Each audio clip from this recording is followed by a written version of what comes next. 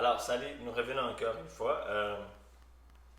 Dans cette série qu'on a entamée, introduction, je vous ai donné les 7, je sais pas, 8 grandes lignes qui m'a aidé, que j'ai réussi, j'ai une vision.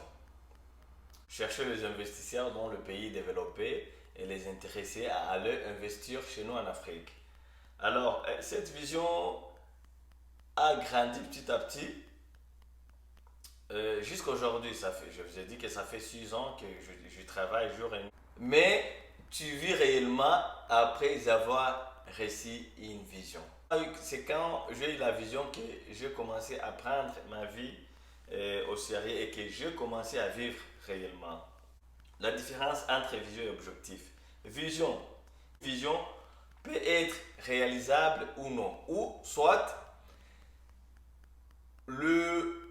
la personne qui a eu la vision, ils peuvent commencer et ne pas terminer, mais ils laissent le ligne, donc ils tracent une ligne que les autres vont suivre.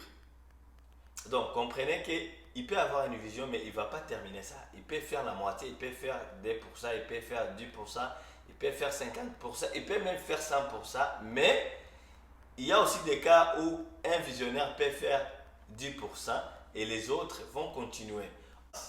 La deuxième différence, c'est une vision est plus grande que vous. La différence est que une vision est individuelle. Non, une vision est individuelle. C'est une personne qui reçoit une vision et il le partage. La quatrième des choses, une vision est invisible. Donc, une vision, ça ne se voit pas avec les yeux. Ça se voit dans le mindset.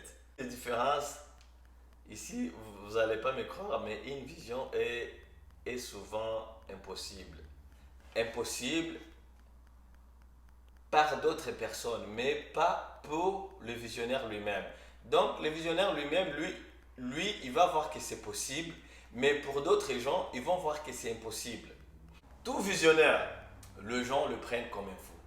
C'est-à-dire qu'une vision va faire assez que les gens ne te comprennent pas, va faire assez que les gens te prennent comme un fou.